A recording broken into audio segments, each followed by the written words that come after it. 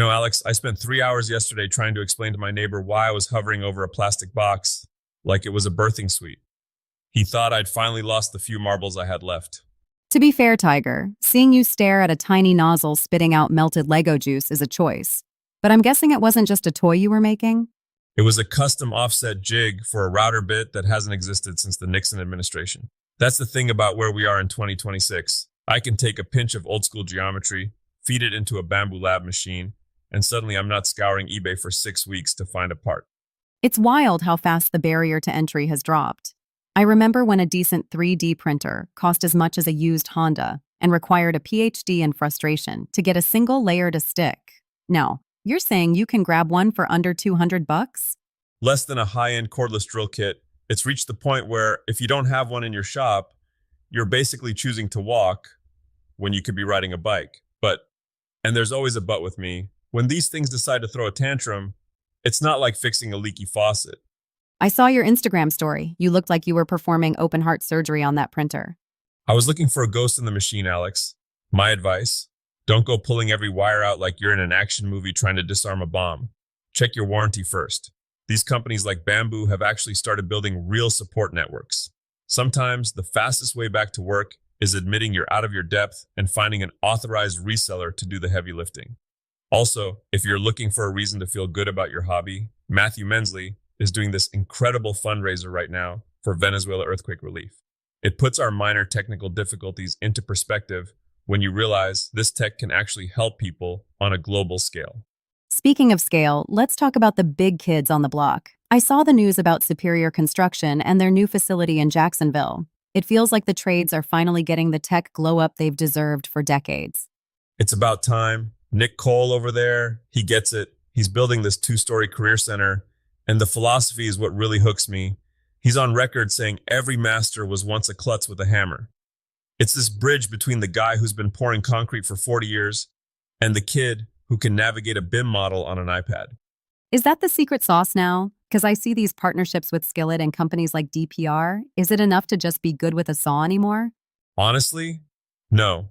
If you show up to a site today and you can't navigate the digital side of managing the job, you're putting a ceiling on your own house. The people who are going to be running the show in 3 years are the ones who can speak tech and tools simultaneously. It's about having the calloused hands of a builder, but the brain of a project manager. It's a bit intimidating, though. I think a lot of people get into making or trades because they want to go away from screens. I get that. I truly do. But don't think of the tech as the work. Think of it as the flashlight that helps you see where the work needs to go. Okay, let's pivot to the maker mogul side of things. I saw the 2026 influencer rankings. Tiger, why aren't you on there with Charlie D'Amelio? You've got the charisma. Mostly. Well, mainly because I don't look nearly as good in a choreographed dance video. But look at someone like Jack Morris. These top-tier creators aren't just showing a finished table. They're selling the personality of the wood and the struggle of the process. You mean the authentic maker vibe? Exactly. People don't just want to buy a piece of furniture. They want to know that you nearly lost a thumb making it. Don't actually lose a thumb, for the record. Bad for the brand. But people crave that human connection. 2026 is the year where the glossy look is dying. They want the sawdust in the lens. They want to see the moment you realize you cut the board 2 inches short and had to figure a way out of the mess. So, Les, look at this perfect thing I made and more. Here's why I was yelling at my workbench at 2 o'clock a.m. Precisely. If you're trying to build a business, show the sweat. The sweat is where the value lives. Let's talk weekend warriors. We've got some big trends hitting the DIY space. That karaoke bar makeover. I'm actually tempted. My neighbors would hate me, but the acoustic treatments were gorgeous. That wasn't just aesthetics, that was a masterclass in sound control. But what's really catching my eye is the linen gray kitchen trend. I'm seeing people ripping out white cabinets everywhere for this soft, muted gray. Is that something a weekend DIYer can actually pull off without it looking like, well, a DIY job? Yes, but only if they respect the gods of physics. I once watched a guy spend $4,000 on custom cabinets and then install them on a floor that was shaped like a bowl. By the time he got to the end, the doors wouldn't even hang on the hinges. I'm guessing he didn't use shims? Shims are cheap. Your sanity is expensive. Level is everything. If your base isn't perfect, your finish will be a disaster. It's the same with those granite wall reveals we've been seeing. That super installation technique people are buzzing about, it's 90% substrate preparation. If that wall isn't flat and reinforced, that expensive stone is just a very heavy ticking time bomb.